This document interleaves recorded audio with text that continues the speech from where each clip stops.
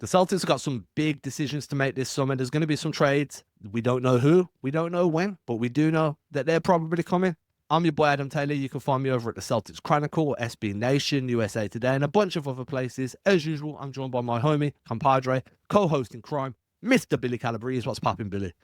What's up? My favorite thing, trade talk. Let's go. So if you watched the Brad Stevens press conference yesterday, you'll see that he was doing his verbal rendition of Mike Tyson. He was ducking and weaving every question masterfully. Just stick and move, that Biggie Smalls. I think that Brad is elite, being very engaging, very respectful, very fun to listen to without giving you anything.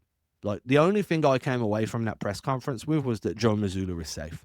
Outside of that, I know people read into it that Jaylen Brown's going to stick around and blah, blah, blah. And there's a really big chance that does happen.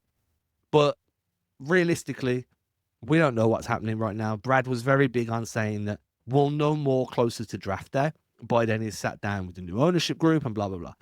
All I know is that right now, I have a short list of 4 dudes, maybe 5, that could potentially get traded this summer as the Celtics look to, 1, duck under that tax apron. They want to get below that second tax apron. Ideally, get out of that luxury tax altogether now that you don't have Jason Tatum for the next 12 months. And if you factor in his ramp up back to an all-star level, it's probably close to 18 months. And 2, to start getting younger, this roster's starting to get old. You've got Jrue Holiday is coming into his age 35 season. Al Horford is bordering on 40. Porzingis can't even breathe right at the moment, and he's also getting older. Derrick White's over 30 now. So a few guys that are aging. Jaylen Brown will be heading into his, age 28, 29 season. Them knee issues are creeping up on him faster and faster. So we need to discuss a trade. We need to discuss multiple trades because there's definitely a chance. Now, Billy, I think you agree with me here. It's far too early to be throwing out mock trades, and that's not what we're here to do today. What we are here to do is discuss our short list of who could be traded, who's the most likely, down to unlikely, out of the few guys that we have on our list. So, Billy, we're going to go one for one. So, who is the number 1 name on your list that is most likely to get traded this summer? It absolutely has to be, and I think it's your number 1 as well. It has to be Kristaps Porzingis. It's an expiring contract. It's a lot of money. We've had him for 2 years. And let's be honest, he's kind of given us not next to nothing, but pretty dang close. He had that great game in the finals. He had a horrible playoffs this year. It's too much money wrapped up in a guy that we can't rely on. And yeah, he's a ceiling raiser, but a lot of teams can be talked into a guy like that. And especially on an expiring contract where it's low risk, because if it doesn't work out, guess what? His money comes off the books at the end of the year. That is by far the most likely guy to be traded. And there's really only one team that can absorb his contract. I wouldn't expect that to happen. That'd be the Nets. But we're going to be talking about the Nets a lot with some of these other guys because, like I said, there are ways for us to duck under this, at least this second apron, and moving Kristaps would be step 1 no matter what. For me, it's not so much about just ducking the second apron. It's about adding talent or draft trade assets to be able to pivot once Tatum's getting back, or to be able to develop a new team and a new culture and a new approach with some younger guys. I think adding some athleticism is going to be really big. Maybe finding a rim runner instead of a floor spacer. There's a bunch of different ways, but I'm not kind of all in on just salary dumping guys because you're getting worse with no return. And the hard thing to compartmentalize, especially if you're not 100% following the NBA every day, is a salary dump doesn't necessarily mean you have that money available in free agency to go and give to somebody else, especially if you're doing it to get out of the luxury tax. It doesn't magically mean you can go move off of Porzingis and have that money to go and give elsewhere. It doesn't always work that way. I think with KP, the biggest thing for me is he's been a letdown in back-to-back postseasons now, both because of injuries. I understand that. Injuries or health. But 2 postseasons, you had 1 big game from him. I get it was game 1 of the NBA Finals, but that's not enough for what he's earning and his value to the team and what he brings as a ceiling raiser. He hasn't shown it frequently enough. He only played in 50% of the regular season this year too. I feel like out of that 50%, we've probably only seen him at a really good level for 20% of those games. So we're talking real marginal gains from having him in the rotation, it makes the most sense to me to move on from him. He's only going to start going downhill more and more. He's already an injury risk. Add the age onto there, factor in like the decline in athleticism or whatever else. I don't feel like he's a long-term piece anymore. I think that it was a big swing that led to a dominant regular season that then gave the Celtics a shot at a championship, which they won with or without him, however you want to look at it. That trade was successful. Now it's time to move on. So Porzingis is number one for me too. I'm just not sold that he's the guy moving forward. And I don't have an answer to who the next guy could be either. Like, I don't have that answer right now. What I do know is if you rely on Porzingis next season to be one of your top two guys, you're going to be sorely disappointed, and it's probably going to happen in the postseason. So it's best to move on now. Yes, and the biggest thing is you're not going to get a lot of talent back. You might get, some kind of distressed asset. You might get somebody you might take a chance on. But the moving Porzingis thing is the move before the move. Yeah. Because if you do duck under that second apron, you could start aggregating salaries, which means if you do want to trade for a big fish, if you do want to get a serious upgrade, that becomes way more possible in the first apron, not the second apron. Yeah, because the only way to aggregate salaries in the second apron is if the return brings you under the second apron. So you've got to be sending more out than it's coming back. It's so weird. So I do agree, like that would probably be your preliminary move. And hopefully what I'm trying to get at is hopefully you get enough assets back, whatever they are, that they can help facilitate the next move. Do you know what I'm saying? But then you do have to understand there'll be a huge talent drain at the center position, especially if Al Horford decides not to come back. That means you're losing your two best bigs in one summer with no clear path to adding one in, you know what I mean, before the next season. So there's some concerns there, but I do have it. Number two. So you went first on number one. I'm going to go second on number two. I think that's Jrue Holiday. Jrue Holiday to me is your second most likely guy to get traded. That sucks. To me, he was one of the Celtics' best players this postseason. I think he played with great force on both sides of the ball. His defensive versatility is almost unmatched. I love the way he can scale his performances. He's a true free-level scorer, can become, whenever you need him to, like a really reliable playmaker. Yeah, he has some bad stretches, but for the most part, he's a championship winning guy. He's the type of guy you want on your team if you're chasing a championship. Great two-way production, but that contract is a little bit, no, I wouldn't say an albatross, but it's a little bit too rich for my liking. He's also getting older now, so his production will start to dwindle. We also saw him carry a few minor injuries, different ones throughout the year. That's usually a telltale sign that somebody's body's starting to catch up with all the miles that they've put on it. Now would be a good time to move him because his value is still high. So I think Jrue Holiday is your second most likely guy to get moved. I don't have him second, but he is on my list. Spoiler alert. The reason why I don't have him second, though, is because I feel like he is more of a trade deadline move for when a team thinks they're very close and the playoffs are about to start, especially if it's a team that maybe has a guard that was injured, or kind of similar to what Detroit did on a lower level with getting Dennis Schroeder at the trade deadline last year, because they knew Ivy was out and they had to go from there and try to just get some kind of ball handling. Teams will get really desperate around, before playoff time. And that's perfect for Jrue. There'll be plenty of teams willing to talk themselves into it. I just don't think it's a summer move. That's fair. So who have you got at number two? This one it hurts because I really am a fan of this guy. He's improved so much. He's one of the best shooters in the league, but it's Sam Hauser. I think that's the easiest one to move. You have 7 teams that can absorb his contract either because of where they're at cap wise or they have exceptions. So you could basically offload that, $10, $11 million for free. And that's a move like with Porzingis before the move. Doesn't get us under the second apron, but it gets us over halfway there. So it's just one of those kind of things that I know everybody needs shooting. Teams like Orlando would kill for a guy like that. They overpaid KCP thinking they were getting a 40% three-point shooter and didn't. So the big thing is there's always going to be a high value for shooting, and Sam could shoot, and there's going to be a lot of teams not. You said there's 7 teams that could absorb him. What are some of them off the top of your head? Hawks, Orlando, Dallas. I should have wrote down the list, but yeah, there was 7. That's okay. Obviously, you gave us a few. Hawks, Orlando, and Dallas. There's 3. We can move on from 3. Now, see, this is where it's interesting, right? Because I do have Hauser on my list, but he's not second. So I'm going to save my take on Hauser till we get to where he is on my list. The same way, like when we get to Jrue on yours, you've kind of gave us why you think it'll be a trade deadline move, but you can add into whatever you need to add in.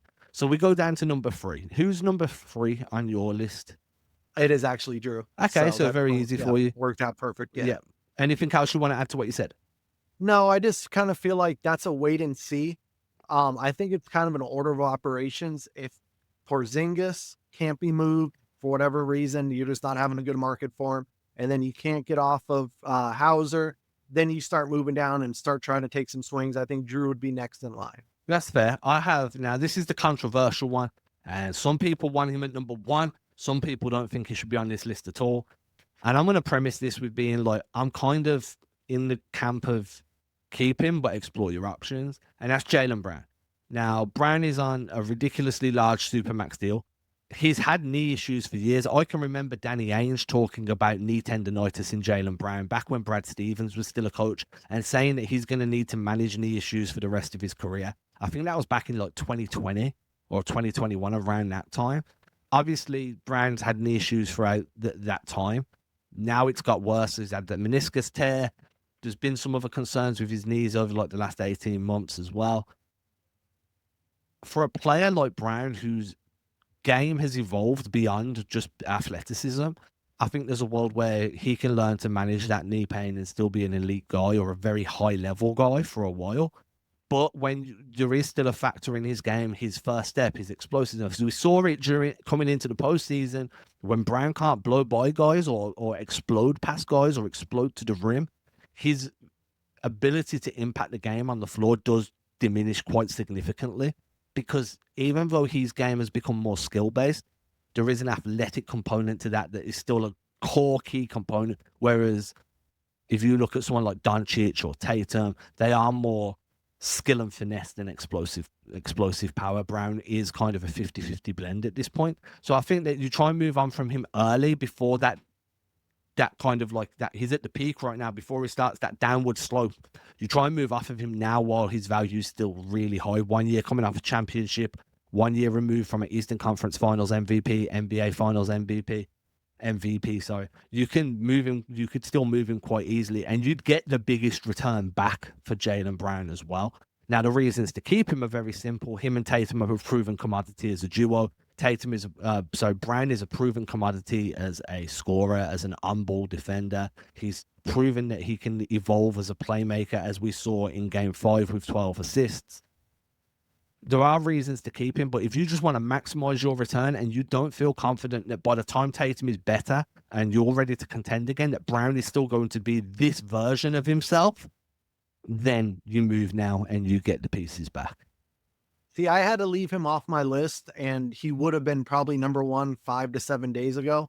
But once it was the partially torn meniscus, and I know that's not like a career-threatening injury. It's not the biggest thing in the world.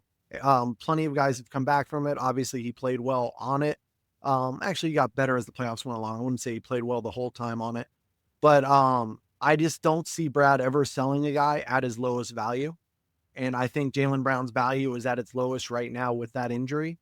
The question I've got for you, just to push back, is it's his lowest value now, but is that still going to be one of the higher values over the next 3 years? Does that make sense? Yeah, so there is a scenario where, let's say Houston or whoever loses out on Giannis, and they have this great trade package, and they want a big fish. Detroit, Houston, San Antonio. I mean, somebody's going to lose out on Giannis, let's be honest. Multiple teams are going to lose out on Giannis. Yeah, you can only play on one team. So if that's the case and they get desperate, maybe you get a Godfather package for Brown, and that's the only way you take it. But that's why I had to take him off my list, because I just don't see them selling low on him. That's fair. And like I say, I'm more in the camp of you keep him and see what comes. But I also don't want to be the guy that's like, they're not trading him. Like, the one thing I'm really big on is, especially during the postseason, there's not really any one thing that you can say with certainty. So when people are like, the Celtics are not trading Jaylen Brown. Okay, that's cool. But how can you be 100% certain? the Celtics are going to trade Jaylen Brown. Again, that's cool, but how can you be certain? So what I'll try and do is I'll try and avoid, and I think you've done a great job of that too, by the way. I'm just kind of putting this out there, why Brown's on my list.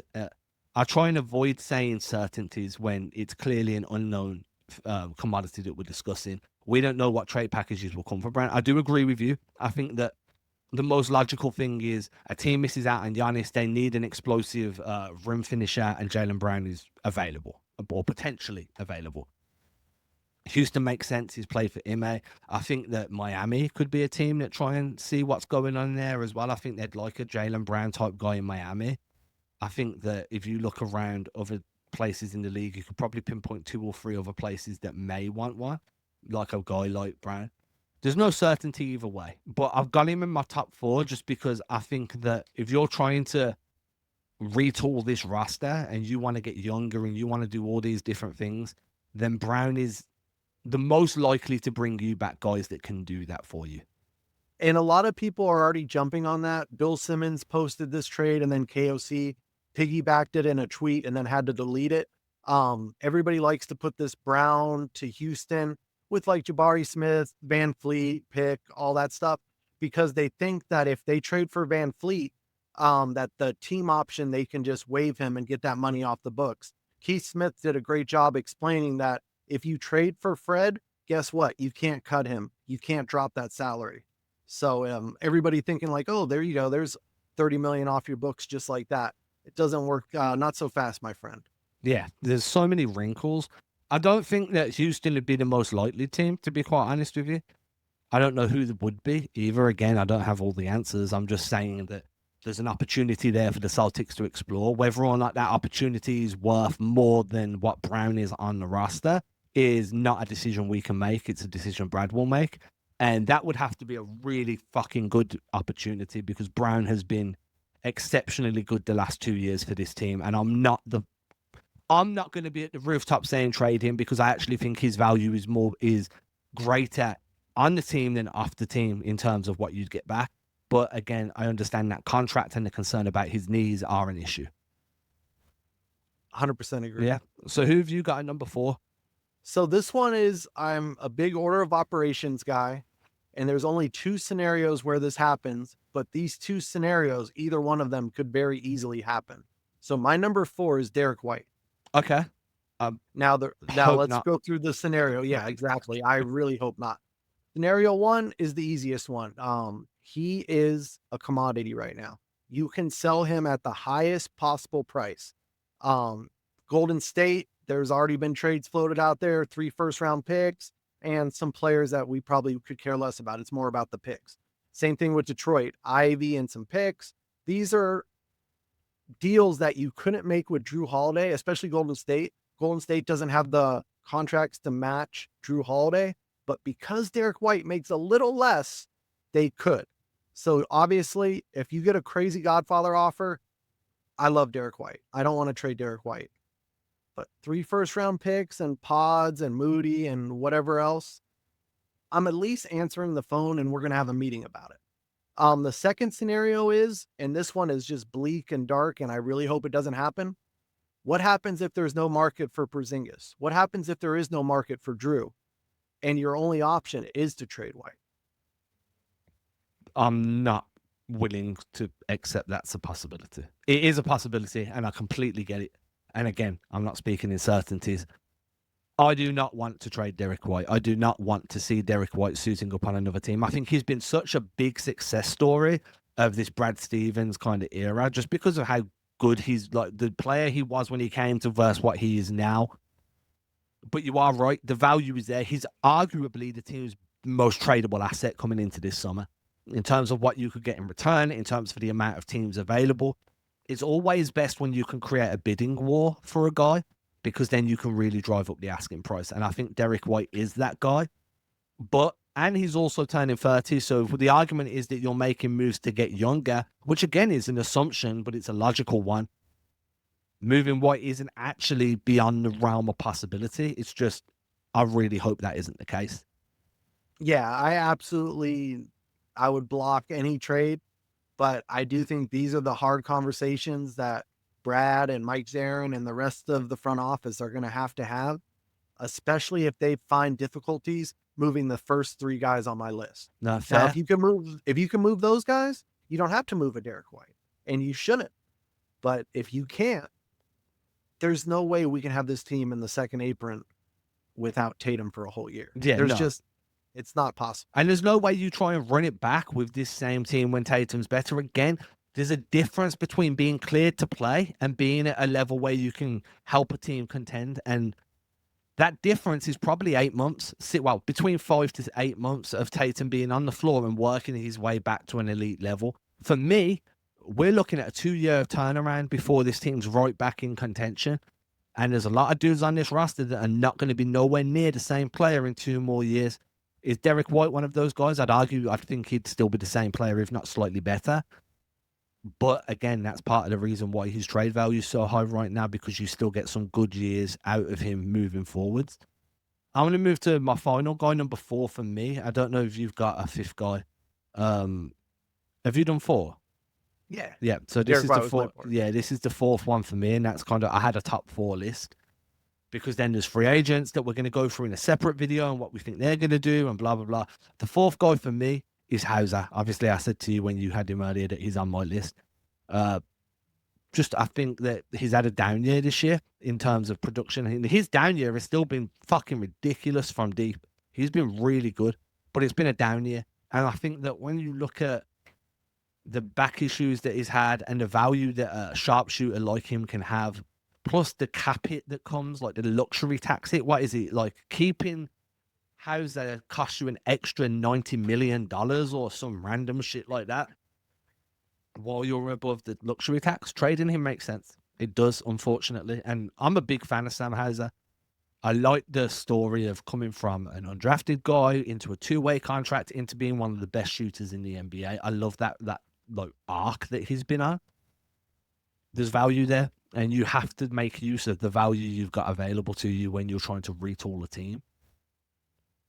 Sucks, but I understand it, and I think that's a possibility for sure. Yeah, and it's not even just a thing that like, oh, we have Baylor now, we don't need Sam Hauser. No, you absolutely need both, because that's how you stretch the floor. That's how you have a deep bench. You need different guys that can do different things. But I mean, he's such an easy contract to trade. It's a good deal. Super He's easy. locked up. It is a decent amount of money, but it really isn't for that kind of shooter. You're going to get a nice return back, so you got to at least pick up the phone. And with that, that's our top 4 most tradable guys on the Celtics heading into the NBA offseason. Obviously, there's still 4 teams playing. That's not our concern. As far as I'm concerned, I don't really give a shit who wins at this point. I primarily would not like it to be in New York, but you know, that's out of our control. Again, can't speak with certainty. Billy, is there any other name that we haven't mentioned that you think is a trade possibility? There's nobody on this team besides Tatum that won't be in at least one discussion. Yep. Doesn't mean they'll be moved, but there really is it's everybody's on the table kind of summer. I want Peyton Pritchard taken off that table. Peyton Pritchard taken off that table. That's more of a message to Brad. Please, if you ever watch this, and I know you're not gonna, because why the fuck would you? But if you do, please keep Pritchard out of discussions. Like, please keep him out of discussions. With that being said, make sure you hit the subscribe button. Make sure you subscribe to the Celtics Chronicle newsletter. Go show Billy some love over on Letterboxd. Billy, what you're reviewing right now? Final Destination, Bloodlines. Boom. A lot of cool deaths. Very fun. With that, everybody have a great day. We'll catch you again later. I've also got one more bit of New York Knicks coverage to come later today. I think it will be. Maybe tomorrow by the time I put it up. I'm just going to let them gloat. Why not? Like, I feel like we gloat all the time. We should let them gloat too. Other than that, everybody have a good day. We'll catch you soon. Deuces. Peace.